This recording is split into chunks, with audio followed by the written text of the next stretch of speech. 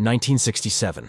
Upon landing on Earth, after completing their mission, the Soviet spacecraft Soyuz 1, with cosmonaut Vladimir Komarov on board, tragically perishes. Many years later, under the leadership of the Swedish billionaire Meyer, an expedition to Mars is being prepared. After 10 months, the crew of the spaceship Ulysses reaches the Red Planet. The captain informs the team that they have received permission to land and asks the ship's AI, named Irene, to verify everything required for a soft landing.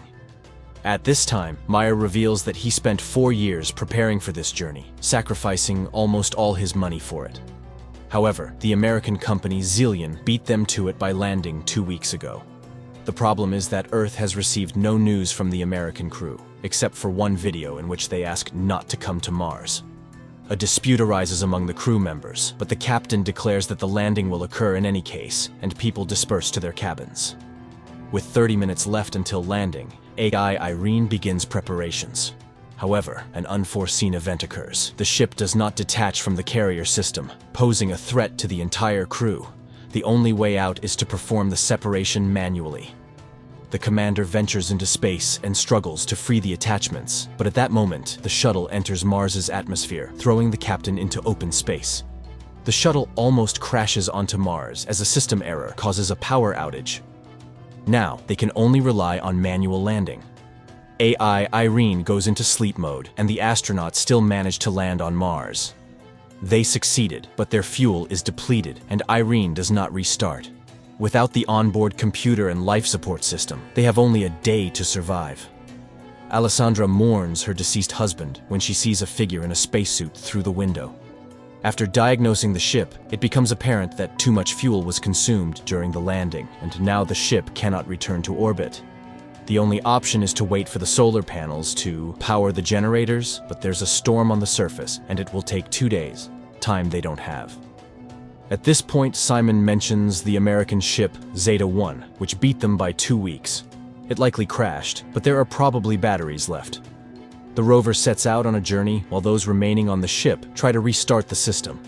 Engineer Basil recalls that the AI has an energy-saving function. He initiates a reboot, but Irene doesn't start. At this time, the rover finds the wreckage of the American spacecraft and one surviving solar panel, but there is no sign of the American crew. The astronauts head back but spot an unconscious person in a spacesuit. Despite their ship running low on oxygen, Jana insists on transporting the person.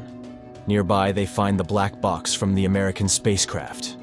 The team arrives at the ship, but Jan refuses to let them inside, stating that 4 survivors are better than 8 corpses, so he won't open the doors.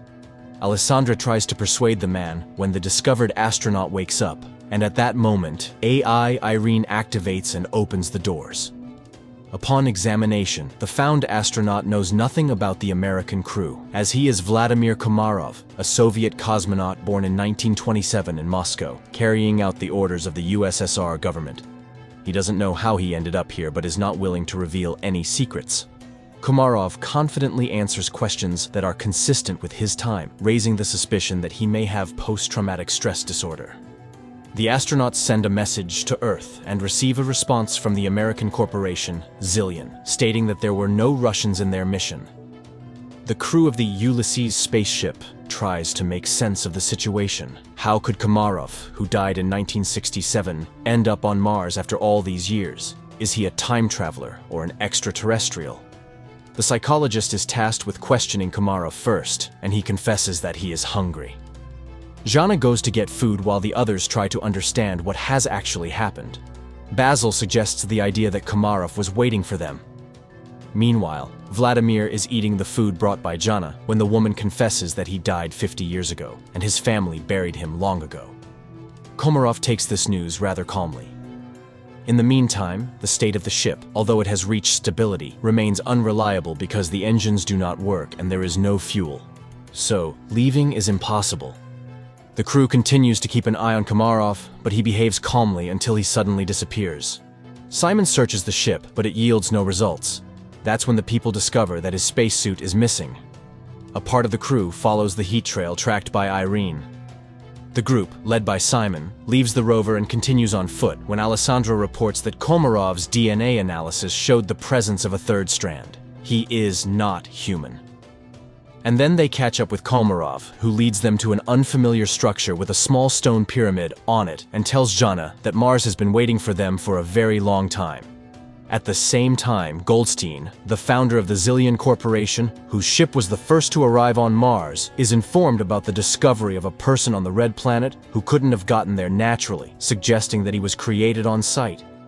However, only AI could survive for such a long time on a hostile planet for humans. This implies the need for further study. Meanwhile, Komarov cannot explain how he opened the door and found himself in the location where they discovered him.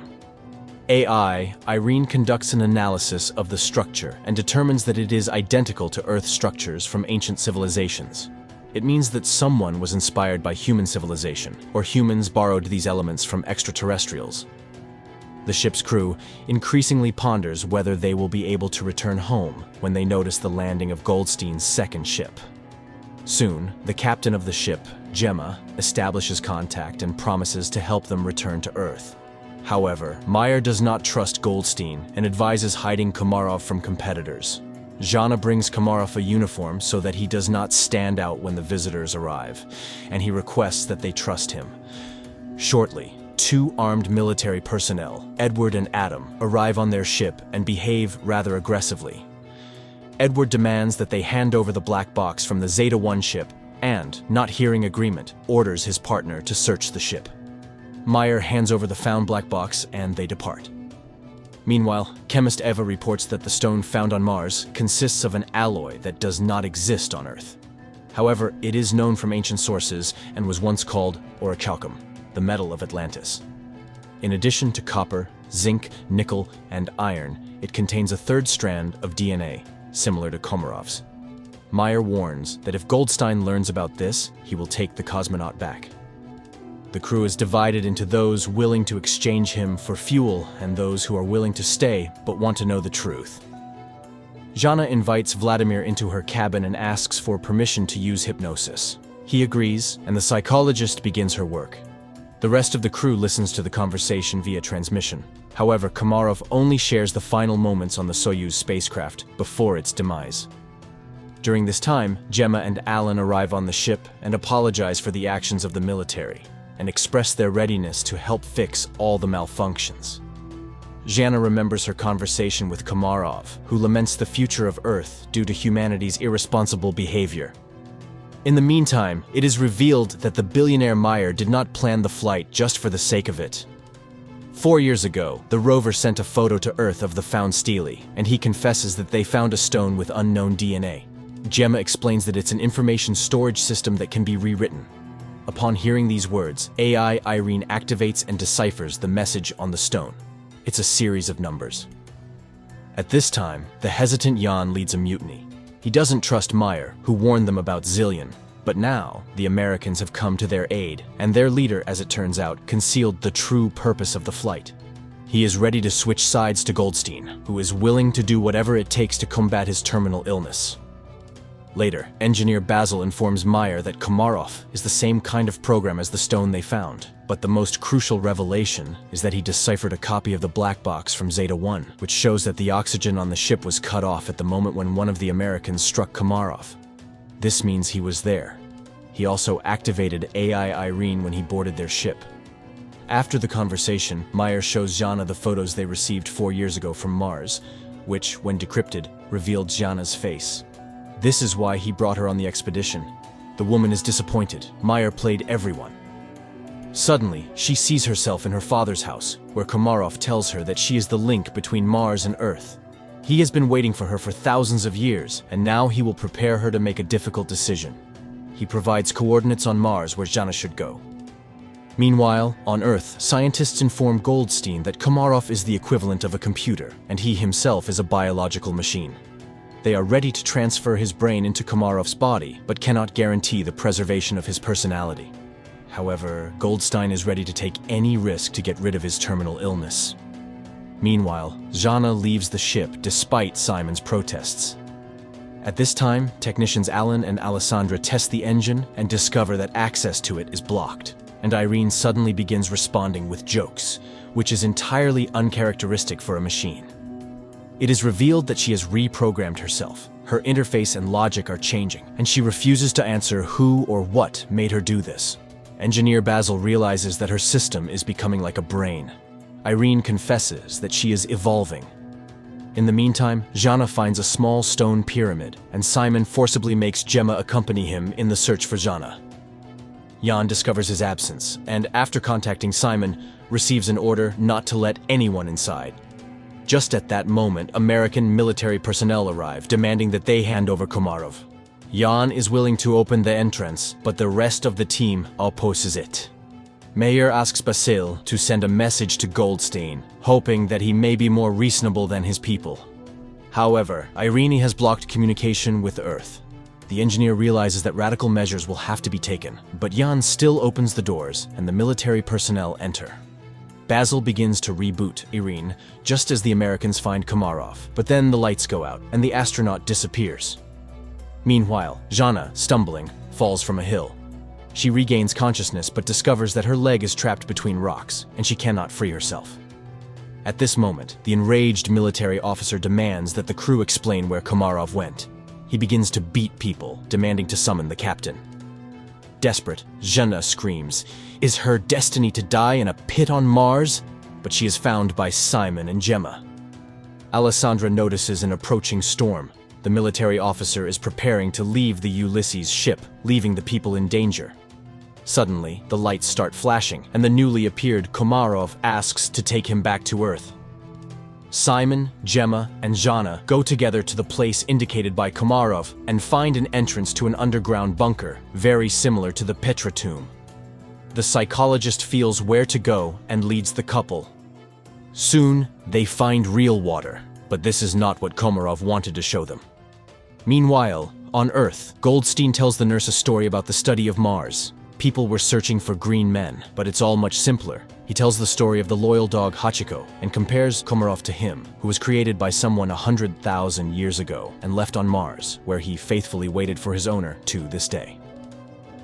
At this time, on Mars, the astronauts find a wall made of human bones and realize that they are not the first people on this planet. It's not Earthlings colonizing Mars, it's the Martians who came to Earth, depleting the resources of the Red Planet. A tragedy unfolds on the Ulysses spaceship. The cowardly Jan grabs a gun, intending to get on the American ship at any cost to return to Earth, and shoots Komarov. Jana immediately falls in excruciating pain, and Gemma flees. Alessandra tries to help Komarov, and Simon helps Jana, but the Russian cosmonaut dies, and Jana stops breathing too. Then Simon removes his helmet and, surprised by the presence of air in the cave, performs artificial respiration on her. The girl regains consciousness. Gemma walks toward the Ulysses ship when she's informed of Komarov's death and the approaching storm. Meanwhile, Meyer secretly goes in search of his crew members because the Americans refuse to take the billionaire's team back to Earth. At this moment, a recovering Jana sees the light in the bunker and leads Simon to it. Upon coming out, the astronauts see a figure in a spacesuit in front of them and recognize Komarov. Meyer finds the entrance to the bunker and catches up with Simon and Jana while heading toward the light. He is amazed by the presence of a living Komarov who suddenly tells them that everything ended here a long time ago. People realize that this is the North Pole of Mars, but how did they get here? Komarov explains that this planet was once inhabited by a species that went extinct because it went astray. And that species was humans. A group of survivors settled in this place but ended up killing each other when resources ran out. The rest of them flew back to Earth. Plato called them the Atlanteans. Komarov continues to talk about how he waited for thousands of years for Jana, who embodies qualities of both branches, human and Martian AI. Only she can save humanity from themselves. She must decide whether humans deserve a second chance. Their conversation is interrupted by the military officer who intends to take the psychologist back to Earth. The American aims his weapon at the cosmonauts, and Jana seeks help from Komarov. Suddenly, the military officer starts gasping for breath and falls. Upon returning to the ship, Simon orders them to prepare to depart. Meanwhile, Gemma from the Zillion ship tries to contact her associates, but none of them respond. She decides to fly back to Earth alone. The Ulysses crew heads to her ship, trying to establish contact with her and informing her about the deaths of the military personnel, but she doesn't respond. That's when Meyer starts speaking, recalling their past relationship, and confesses that he's no better than Goldstein because he's willing to do anything to ensure his name remains in history, even betraying his team. However, she's not like that. She won't be able to live knowing she has ruined people. Suddenly, Gemma's voice is heard, asking them to hurry. Goldstein has heard that Gemma has decided to take the Ulysses crew back to Earth and has blocked the control panel of the Zeta-2 ship before takeoff. The people on the ship prepare for their impending demise, and Jana asks Mars what she should do. Everything she saw and heard on the red planet flashes through her mind, and, with sheer willpower, she removes the control panel's block. Suddenly, an armed military officer appears in front of the ship, intent on damaging the engines with his weapon. Simon is about to step out to stop the madman, but Jana beats him to it. She aims the weapon at the American, but informs him that Mars will be the one to kill him. The military officer falls. The countdown for liftoff begins, and Jana realizes that there's no time to return. She bids farewell to the crew, confessing her love for Simon. The ship takes off. Suddenly, Meyer notices that it's dark at the North Pole of Mars. This means that they couldn't have been there just a few minutes ago. They truly were at the North Pole of Mars, but in the distant past when the red planet was still suitable for life.